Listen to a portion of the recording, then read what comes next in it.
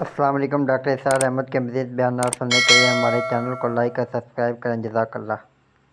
جو ہے عملی یہودی، اس کی شکل آپ نے اگر کبھی دیکھی ہو، اس کے سر کے اوپر اونچا ہیٹ ہوتا ہے کالا، ان کی زلفیں لمبی لمبی ہوتی ہیں، خاص طور پر یہ جو ہے گلپٹی کے بال، یہ قلمیں جو ہیں یہ تو لا کے چھلے بنا کر بڑا خوبصورت سا جو ہے وہ ہار بناتے ہیں، لمبا کالا کوٹ پہنا ہوتا ہے، لمبی داڑھی ہوتی ہے۔ یہی وجہ ہے کہ مسلمانوں میں بھی مصر میں جس کی لمبی داڑھی ہوتی تھی، اب کچھ حالات بدل گئے، وہ سمجھتے تھے یہ یہودی ہے، لیکن لمبی داڑھی یہودی رکھتا تھا، مسلمان نہیں۔ اعوذ باللہ من الشیطان الرجیم، بسم اللہ الرحمن الرحیم۔ ڈاکٹر اسرار احمد کے مزید بیانات دیکھنے کے لیے ہمارے چینل کو لائک اور سبسکرائب کریں۔ جزاک اللہ۔ اعوذ باللہ من الشیطان الرجیم، بسم اللہ الرحمن الرحیم۔ قال فبما اغویتنی لاقعدن لهم صراطک المستقیم ثم لآتینہم من بین ایدیہم ومن خلفہم وعن ایمانہم وعن شمائلہم ولا تجد اکثرہم شاکرین۔ وقال عز وجل كما ورد في سورة صاد قال فبعزتك لأغوینہم اجمعین الا عبادک منہم المخلصین۔ وقال عز وجل كما ورد في سورة المائدة وقالت اليهود والنصارى نحن أبناء الله وأحباؤه۔ وقال جل وعلا كما ورد في سورة آل عمران وقالوا ليس علينا في الأميين سبيل۔ وقال عز وجل كما ورد في سورة الصف يريدون ليطفئوا نور الله بأفواههم والله متم نوره ولو كره الكافرون هو الذي أرسل رسوله بالهدى ودين الحق ليظهره على الدين كله ولو كره المشركون۔ صدق الله العظيم۔ رب اشرح لي صدري ويسر لي أمري واحلل عقدة من لساني يفقهوا قولي۔ اللهم ربنا الہمنا رشدنا واعذنا من شرور انفسنا۔ اللهم ارنا الحق حقا وارزقنا اتباعه وارنا الباطل باطلا وارزقنا اجتنابه۔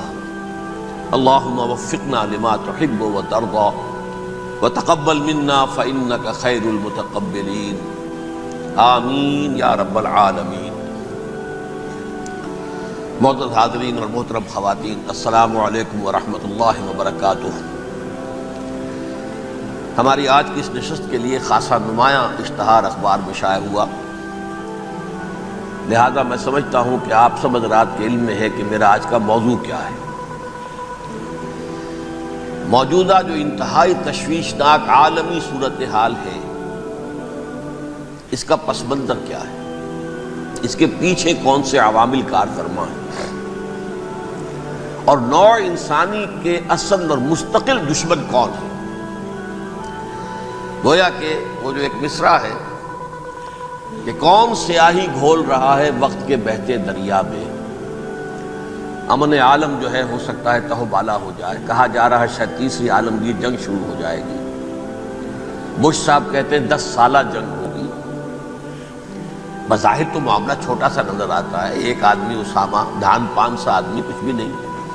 پھر یہ افغانستان، اگر آپ ویسے دیکھیں دنیاوی اعتبارات سے، مادی اعتبارات سے، اس کی کیا حیثیت ہے امریکہ جیسی سپریم پاور کے سامنے، لیکن کتنا اہتمام ہو رہا ہے، مشرق و مغرب کے وسائل و ذرائع جمع کیے جا رہے ہیں، ادھر میڈیٹرینین میں، ادھر بحر ہند میں، دور تک نیگو گارسیا تک اپنے سارے اڈے جو ہے تیار کر دیے گئے ہیں، بڑے مہیب قسم کے ایئر کرافٹ کیریئرز جو ہے پہنچ گئے ہیں، وہ ہوائی جہاز جن کی شکل دیکھ کے دہشت آدمی پہ آ جاتی ہے، ان کے غول کی غول پہنچ گئے ہیں۔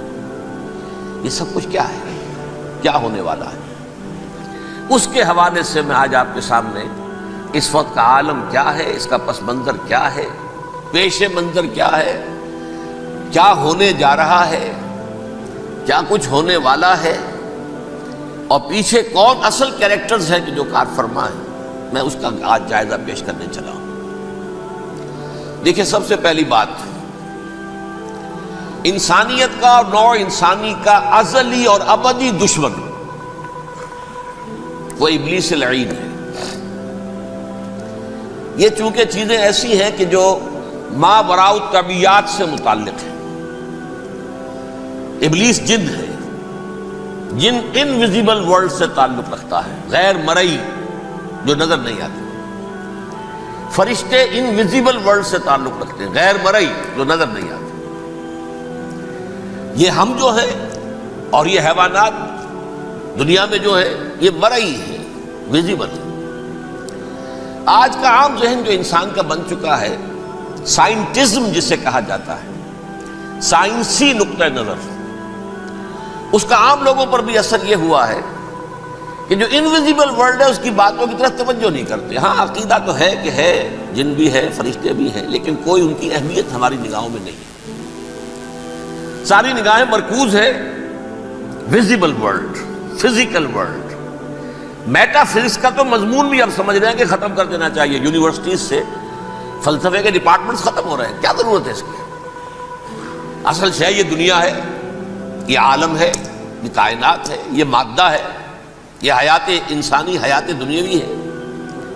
اس پر میرا جو مارکت الارا مضمون تھا 1967 کے جون میں جو چھپا تھا، اسلام کی نشست ثانیہ کرنے کا اصل کام، کہ جو عہد حاضر کی جو تہذیب ہے اس کے 3 بنیادی اصول کیا ہیں؟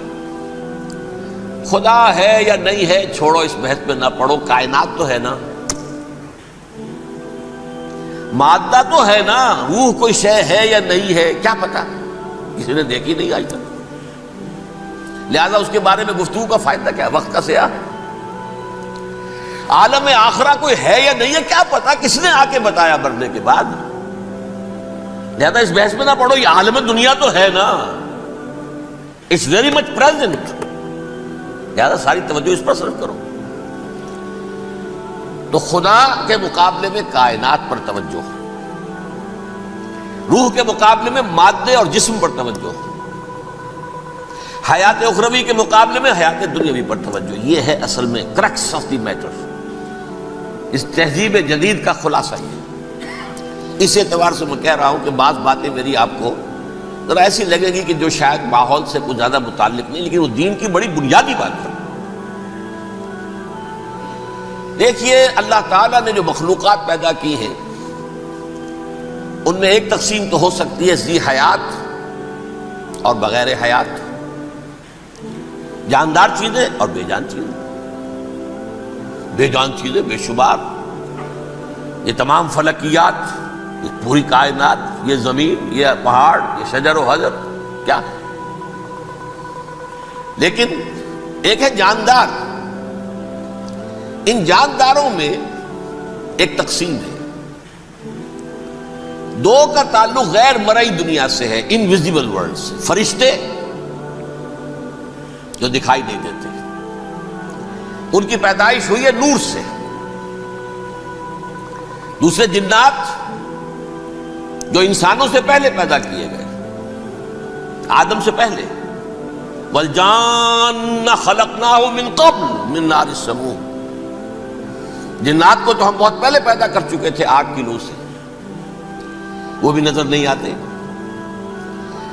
تیسرے انسان اور اس دنیا میں جتنے بھی حیوانات ہیں، ان کا جو مادہ ہے وہ ارض، یہ زمین ہے، یہ مٹی سے بنے، تراب سے بنے، کرسٹ آف دی ارتھ سے بنے۔ اب ان میں ایک تقسیم ہے، ایک وہ ہے ان تمام میں شعور تو ہے، حیوانات میں بھی شعور ہے، خود شعوری جسے کہتے ہیں سیلف کانشسنس، یہ صرف 3 میں ہے، فرشتہ، جن اور انسان۔ حیوانات میں خود شعوری نہیں ہے، کانشسنس ہے، سیلف کانشسنس نہیں ہے۔ تھوڑی سی بات سے سمجھا دوں آپ کو، میں دیکھ رہا ہوں، آپ مجھے دیکھ رہے ہیں، کتا بھی کوئی یہاں ہوتا تو مجھے دیکھ رہا ہوتا، لیکن کتے کو مجھے دیکھتے ہوئے یہ احساس نہیں ہوتا کہ میں دیکھ رہا ہوں، یعنی کتے کو یہ احساس نہیں ہوتا کہ وہ دیکھ رہا ہے، مجھے دیکھ تو رہا ہے، اس کو میں کا احساس نہیں ہے کچھ۔ میں جب دیکھ رہا ہوں تو میں سمجھتا ہوں میں دیکھ رہا ہوں، میں ہوں کوئی شے جو دیکھ رہا ہوں، یہ خود شعوری ہے، سیلف کانشسنس۔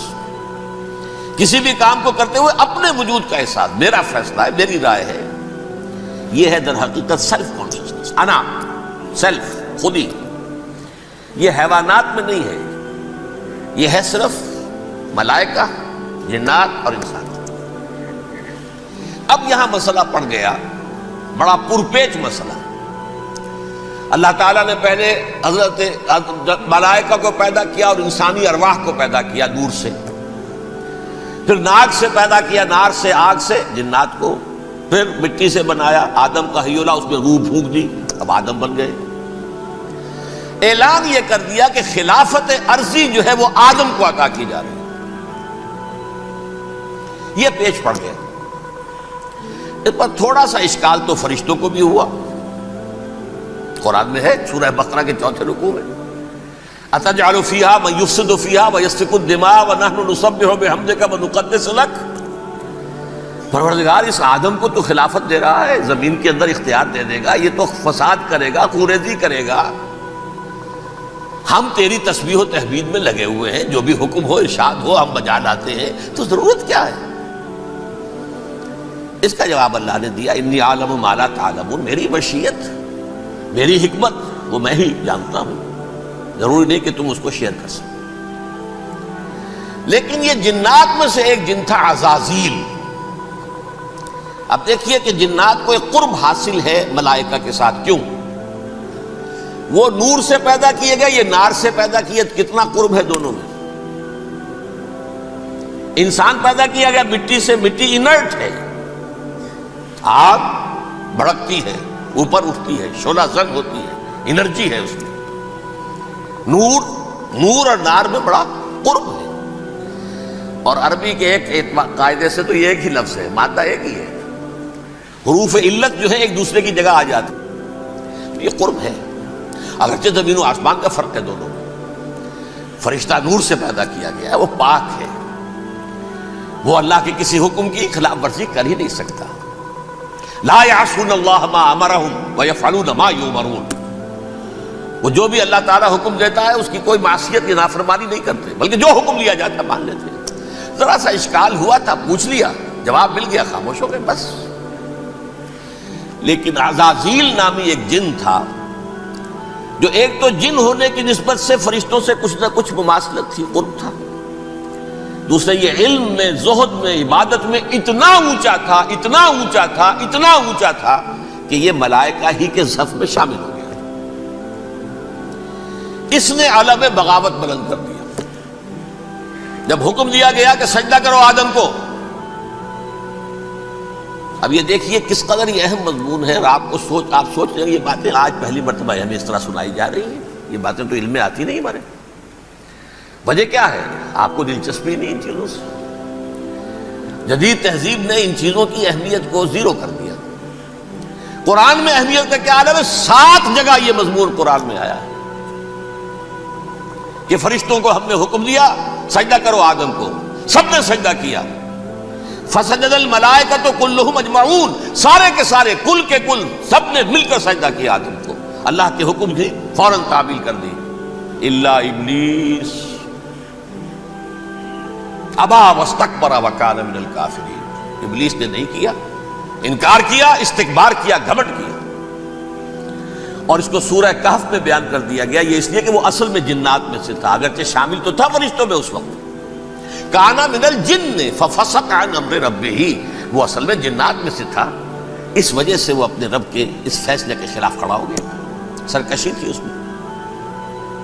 یہ معاملہ اتنا اہم ہے، اب آپ سمجھیے کہ 7 مرتبہ سورہ بقرہ، سورہ اعراف، سورہ حجر، سورہ بنی اسرائیل، سورہ کہف، سورہ طٰہٰ، سورہ صاد، 6 مکی صورتوں میں ذکر ہے یہ، اور 1 مدنی صورت سورہ بقرہ۔ ان میں سے اکثر مقامات پر پھر جب اللہ نے کہا کہ اچھا تم نے یہ سرکشی کی ہے اور ہمارے حکم کی خلاف ورزی کی ہے تو یہاں سے نکل جاؤ، دفع ہو جاؤ، تم مردود ہو، مردود، ملعون، ان علیک لعنتی الی یوم الدین، اب تجھ پر لعنت رہے گی میری قیامت کے دن۔ اس نے کہا اچھا پروردگار پھر مجھے ذرا مہلت دے دے، رب فانظرنی الی یوم یبعثون، قیامت تک میری زندگی طویل کر دے۔ فَذْهَبْ فَإِنَّكَ مِنَ الْمُنظَرِينَ، کہہ دیا اچھا جاؤ، تمہاری یہ درخواست بھی ہم نے قبول کی ہے۔ انہوں نے کہا پروردگار اب میں اس آدم کو بھی گمراہ کر کے چھوڑوں گا اور آدم کی نسل کو تباہ کر کے چھوڑوں گا۔ انتہائی شدید چیلنج کے انداز میں یہ قرآن مجید میں 4-5 مرتبہ مضمون آیا ہے۔ میں نے صرف 2 جگہ سے آپ کو اس وقت کوٹ کر کے سنایا تھا۔ سورہ اعراف میں اللہ تعالیٰ فرماتے ہیں قالا، اس پر ابلیس نے کہا فبما اغویتنی، تو اے رب جو تو نے مجھے گمراہ کیا ہے، مجھے ذلیل کر دیا، مجھ پر فوقیت دے دی، اس کو انا خیر منہ، میں اس سے بہتر ہوں، خلقتنی من نار وخلقتہ من طین، بنایا تو نے مجھے آگ سے اور اس کو بنایا مٹی سے، پھر مجھ سے مطالبہ کہ میں سجدہ کروں، اور میں نے سجدہ نہیں کیا تو اب تو نے مجھے ملعون قرار دے دیا۔ قال فبما اغویتنی لأقعدن لهم صراطک المستقیم، اب میں یہ نسل آدم کے لیے، اس کو برباد کرنے کے لیے تیرے سیدھی راہ کے اوپر گھات میں بیٹھوں گا، سیدھے راستے پر چلنے نہیں دوں گا۔ ثم لآتینہم من بین ایدیہم، پھر میں ان پر حملہ آور ہوں گا، ان کے سامنے سے بھی، ومن خلفہم، ان کے پیچھے سے بھی، وعن ایمانہم، ان کے داہنی جانب سے بھی، وعن شمائلہم، اور ان کے بائیں جانب سے بھی، ولا تجد اکثرہم شاکرین، اور تو دیکھے گا کہ ان کی اکثریت تیری شکر گزار بندوں پر مشتمل نہیں ہوگی۔ یہ چیلنج تھا، اور ایک چھوٹا سا چیلنج جو سورہ صاد میں آیا ہے، اور یہاں تو اس نے اللہ کے جلال کی قسم کھا کر کہا قال فبعزتک لأغوینہم اجمعین، اے رب تیری عزت، تیرے جلال کی قسم ہے میں ان سب کو گمراہ کر کے چھوڑوں گا، الا عبادک منہم المخلصین، سوائے ان میں سے وہ کچھ لوگ جنہیں تو خالص اپنا بندہ بنا لے، جنہیں تو اپنا بندہ بنا لے۔ مخلص، مخلص نہیں، مخلص یہ مفعول ہے، فاعل نہیں ہے، جسے تو بنا لے۔ بعض لوگوں کو اللہ چن لیتا ہے، هو اجتباکم، تمہیں چن لیا ہے، استفاء، اجتباء، وہ بچیں گے جن کو تو اپنی خاص امان میں لے لے گا، باقی میں سب کو گمراہ کر کے چھوڑوں گا۔ یہ ہے اصل دنیا میں نوع انسانی کا ابدی دشمن، ازلی سے ابدی تک۔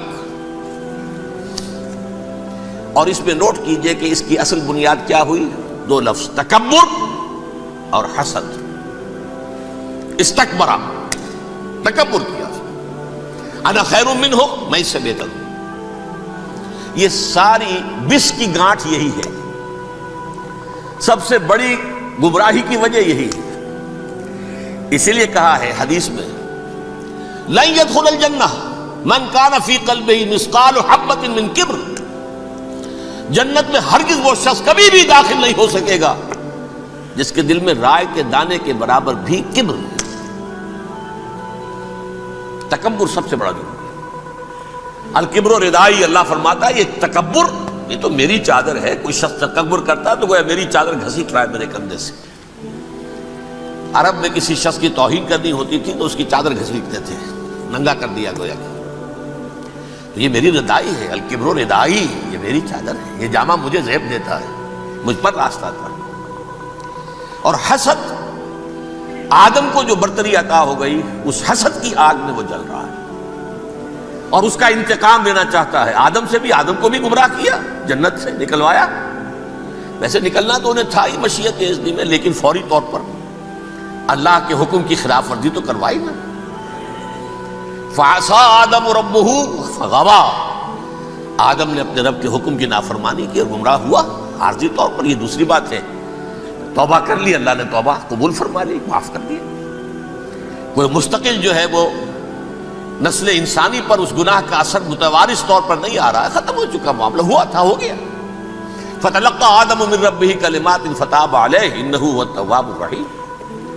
اور توبہ کی شان یہ ہے جب وہ قبول ہو جائے اللہ کی جناب میں، کیا تائب من الذنب کمن لا ذنب لہ، گناہ سے توبہ کرنے والا ایسے ہوتا ہے جیسے اس نے کبھی گناہ کیا ہی نہیں تھا۔ لیکن بہرحال وہ گمراہ کرنے میں کامیاب ہو گیا، حضرت آدم اور حوا کو بھی، اور نوع انسانی کی عظیم اکثریت، عظیم اکثریت، عظیم اکثریت اس کے داؤ میں آئی ہوئی ہے نہیں۔ کتنے ہیں وہ عباد اللہ المخلصین، الا عبادک منہم المخلصین، کتنے ہیں جو واقعتاً خالصتاً اللہ کے بندے بن گئے، جنہیں اللہ نے اپنا بنا لیا، اپنا قرار دے دیا۔ اب اس کے ساتھ نوٹ کیجئے، اس ابلیس کے ساتھ ایک فوج بھی ہے، جسے قرآن مجید میں کہا گیا ہے یہ اس کی پارٹی ہے، حزب الشیطان۔ یہ اکیلا نہیں ہے، ایک تو وہ عزازیل ہے، اس کی طویل ترین عمر اللہ نے دے دی، وہ تو قیامت تک رہے گا۔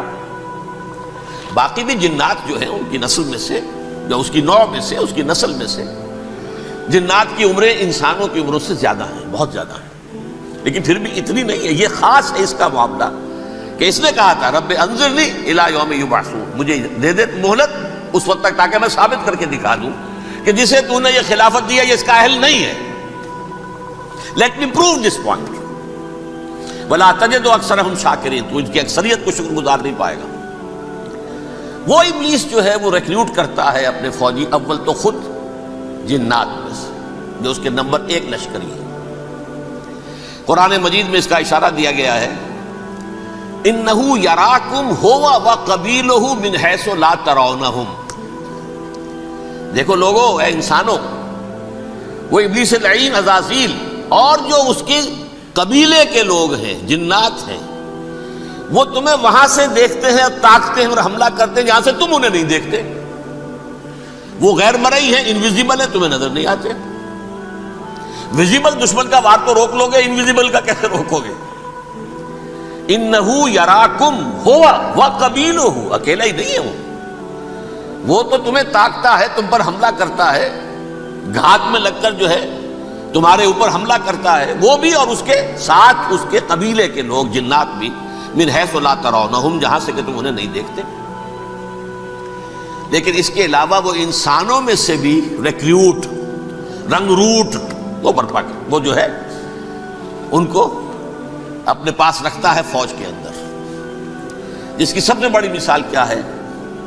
سورہ مجادلہ میں اللہ تعالیٰ نے منافق، حالانکہ وہ کون تھے؟ بظاہر حضور کا کلمہ پڑھنے والے، حضور کے پیچھے نماز پڑھنے والے، اسلام کا دعویٰ کرنے والے، ان کو اللہ فرماتا ہے اولئک حزب الشیطان الا ان حزب الشیطان هم الخاسرون، یہ شیطان کی پارٹی کے لوگ ہیں۔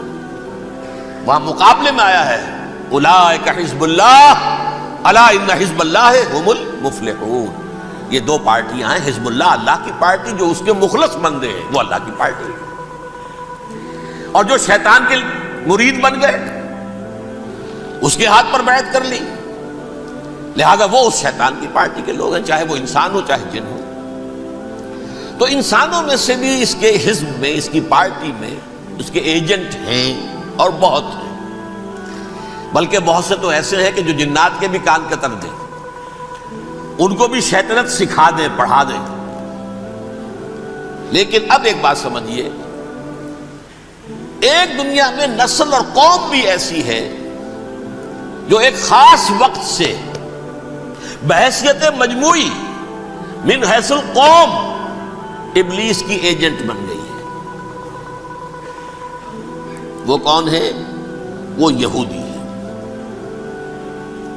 یہ یہودی قوم جو ہے، اس میں ایک تو کچھ یہ کہ ان کی فطرت کے اندر یہ تھا کہ ہم ہیں اصل انسان، باقی انسان جو ہے وہ انسان نما حیوان ہے، جن کی کوئی حیثیت ہی نہیں۔ ہم ہیں اصل انسان، نحن ابناء اللہ و احباؤہ۔ باقی یہ جنٹائلز، یہ گوئمز، غیر یہودی، یہ تو حیوانات ہیں۔ اب جیسے کہ انسانوں کو حق ہے کہ حیوانوں کو ایکسپلائٹ کریں، استعمال کریں۔ گھوڑے کو آپ ٹانگے میں باندھتے ہیں کہ نہیں؟ اس کی پسینے کی اور محنت کی کمائی ہے جو کھاتا ہے ٹانگا چلانے والا۔ البتہ یہ ضرور ہے کہ چونکہ اگلے روز پھر جوتنا ہے تو کچھ نہ کچھ تو اسے بھی کھلائے گا نا، اپنی کمائی میں سے کچھ دانے کھلائے گا، کچھ اور گھاس دے گا۔ یا بیل کو جوتنا ہے ہل میں تو کچھ نہ کچھ اس کو دینا ہوگا کھانے کو، لیکن پھر اسے استعمال کرنا ہے۔ تو ان کا مستقل قول یہ ہے کہ اصل انسان ہم ہیں، باقی پوری نوع انسانی ہمارے لیے حیوانوں کے درجے میں، ہم چاہیں جس طرح انہیں استعمال کریں، ایکسپلائٹ کریں، دھوکہ دیں، جیسے چاہیں، لوٹیں، کھسوٹیں، سب کچھ کریں، بدہضی کریں، ان سے سود لیں، سب کریں، جو بھی ممکن طریقہ ہو، یہ ہمارے لیے ہم ڈومینیٹ کریں گے، اور یہ در حقیقت ہمارے اعلی کار ہیں۔ ایک تو اس اعتبار سے یہود بقیہ پوری نوع انسانی کے دشمن بن گئے۔ قرآن مجید کی وہ آیت بھی میں نے آپ کو سنائی ہے، وَقَالُوا لَيْسَ عَلَيْنَا فِي الْأُمِّيِّينَ سَبِيلٌ، یہ امیین کہتے تھے نا ان کو، جو غیر یہودی ہیں، کیونکہ ان کے پاس کتاب تھی، تورات تھی، اور کتاب نہیں تھی کسی کے پاس، لہذا یہ ان پڑھ ہے، پاگل ہے، جاہل ہے، امی ہے، ہم ہیں صاحب کتاب، ہمارے پاس شریعت، ہمارے پاس کتاب، یہ لوگ ان پڑھ ہیں، جاہل ہیں۔ لیس علینا فی الامیین سبیل، ان امیین کو ہم لوٹیں، کھسوٹیں، دھوکہ دیں، فریب سے جو کریں، چوری کریں، ڈاکہ ڈالیں، جیب کے قطرے، جس طرح بھی کریں ہمارے لیے جائز ہے، ہمارے اوپر کوئی گرفت نہیں ہوگی۔ اللہ تعالیٰ ہم سے یہ نہیں پوچھے گا تم نے جھوٹ کیوں بولا تھا اس کے ساتھ، تم نے وعدہ خلافی کیوں کی تھی اس کے ساتھ، تم نے کیوں دھوکہ دیا تھا اس کو، تم نے کیوں اس کا مال جو ہے غبن کر لیا تھا، ہڑپ کر لیا تھا، نہیں، ہم پر پوچھ نہیں ہے۔ اس اعتبار سے ایک تو یہ انسانیت کی دشمنی ان کی گھٹی میں پڑ گئی، اس غلط خیال کی وجہ سے ہم تو بخشے بخشائے ہیں، we are the chosen people of the Lord, ہمیں تو اللہ اگر جہنم میں داخل بھی کرے گا تو صرف چند دن، لن تمسنا النار الا ایاما معدودات، باقی اصل میں تو ہم تو اللہ کے پسندیدہ، نحن ابناء اللہ واحباہ، اس کے بیٹوں کے مانند بڑے چہیتے ہیں، لاڈلے ہیں، یہ باقی دنیا، باقی انسان ہماری چراہ گاہ ہے، جیسے چاہے چریں، جس طرح چاہے ہڑپ کر جائیں۔ یہ تو ان کا پہلے سے مستقل معاملہ تھا، لیکن اس کے بعد ان کی تاریخ میں ایک دور وہ آیا جب حضرت مسیح علیہ السلام ان میں مبعوث کیے گئے۔ یہ 1400 سالہ تاریخ کا کلائمیکس ہے یہود کی۔ جب کتاب انہیں دی گئی تھی تورات حضرت موسیٰ کے ذریعے، وہ 1400 قبل مسیح کا واقعہ ہے۔ اس وقت سے لے کر اللہ کا وہ فضل ان پر ہوا، وہ فضل ان پر ہوا کہ کوئی ایک لمحہ ایسا نہیں آیا 1400 برس میں کہ ان کے ہاں کوئی نہ کوئی نبی موجود نہ۔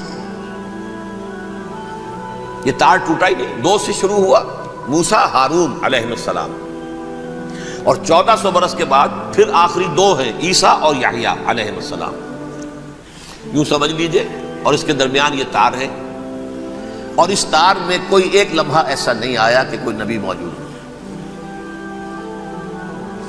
اس میں اتار چڑھاؤ بہت سے آئے ہیں، اس کا وہ میرا موضوع نہیں ہے اس وقت۔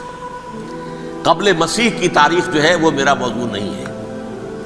قرآن مجید میں سورہ بنی اسرائیل کے پہلے رکوع میں اس کا تذکرہ موجود ہے۔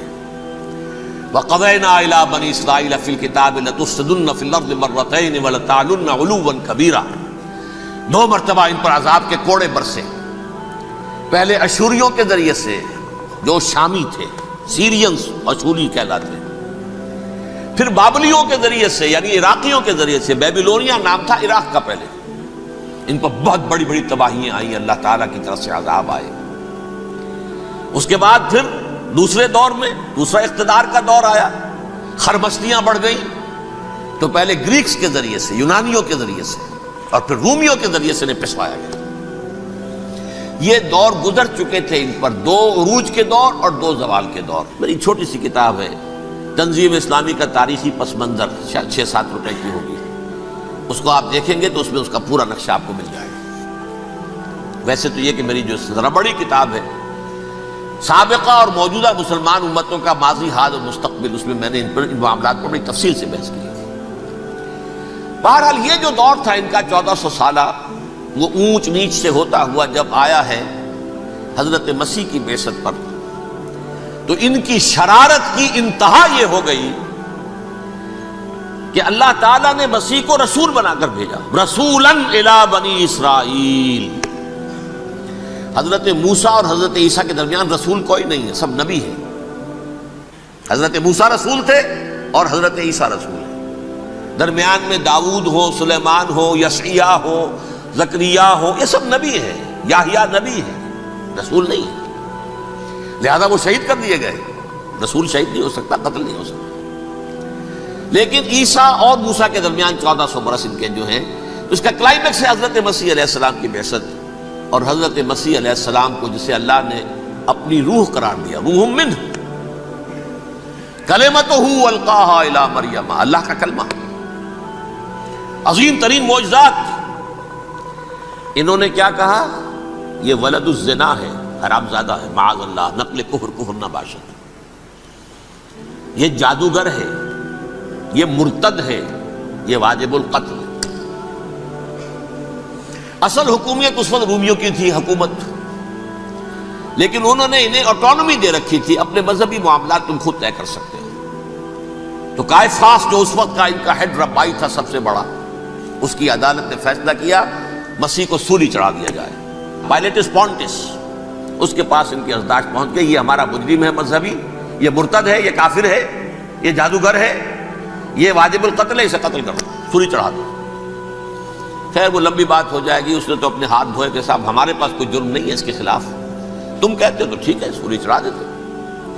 یہ دوسری بات ہے کہ اللہ نے حضرت مسیح کو اٹھا لیا آسمان پر، ان کی جگہ وہ شخص سولی چڑھا جس نے غداری کر کے گرفتار کروایا تھا، جوڈاس اسکیریوٹ، اس کی شکل اللہ نے بدل دی حضرت مسیح کی سی، اور حضرت مسیح کو فرشتے اٹھا کے اوپر لے گئے، وہ زندہ آسمان پر اٹھا لیے گئے۔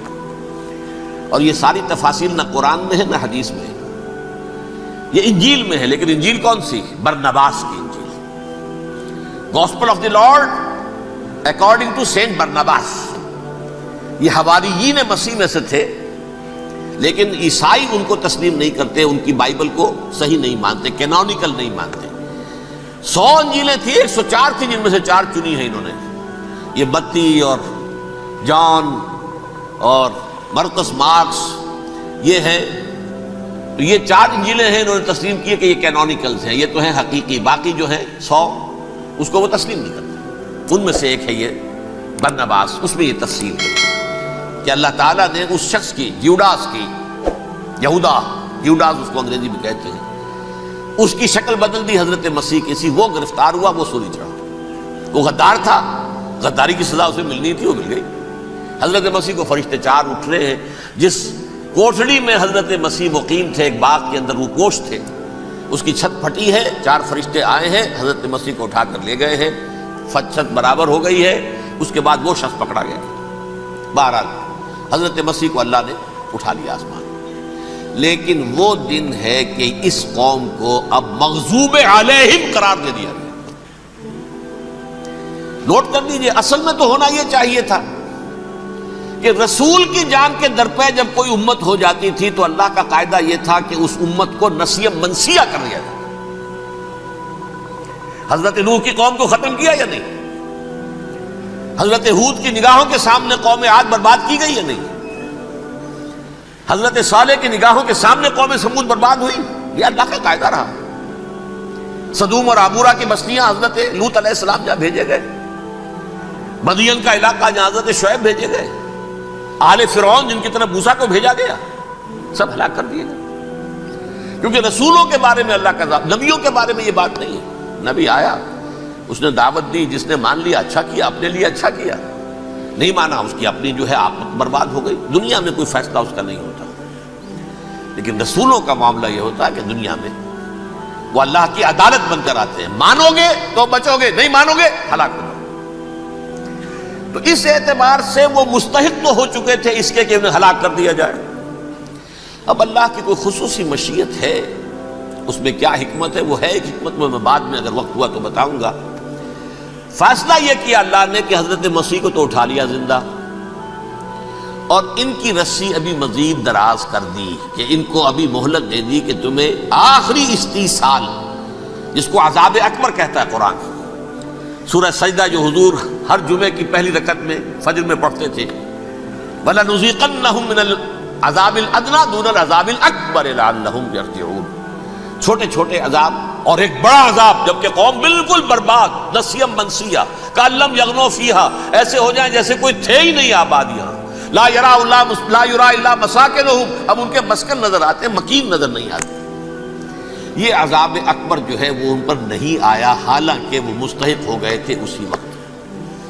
اس کو یوں سمجھیے کہ کسی شخص کو پھانسی کا حکم تو ہو جائے، ایگزیکیوشن نہیں ہوتا ہے، کئی سال گزر جاتے ہیں پڑے ہوئے، اور معاملات جو ہیں وہ چلتے رہتے ہیں۔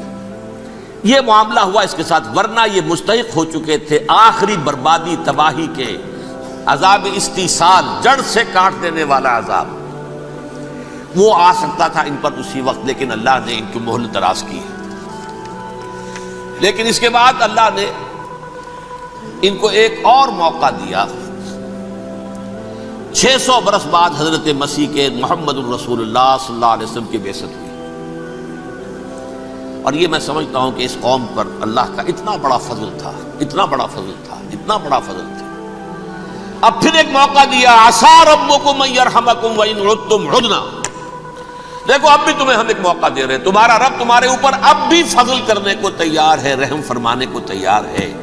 ان ھذا القرآن یہدی للتی ہی اقوم، اس قرآن کے سائے میں آ جاؤ، یہ شاہدرا ہے ہدایت میں آنے کا، اس میں داخل ہو جاؤ، محمد کی تصدیق کرو صلی اللہ علیہ وسلم، دامن محمدی میں آ جاؤ، اب بھی ہم تمہارے گناہ بخش دیں. ڈاکٹر اسرار احمد کے مزید بیانات دیکھنے کے لیے ہمارے چینل قرآن ٹاکس کو لائک اور سبسکرائب کریں. جزاک اللہ.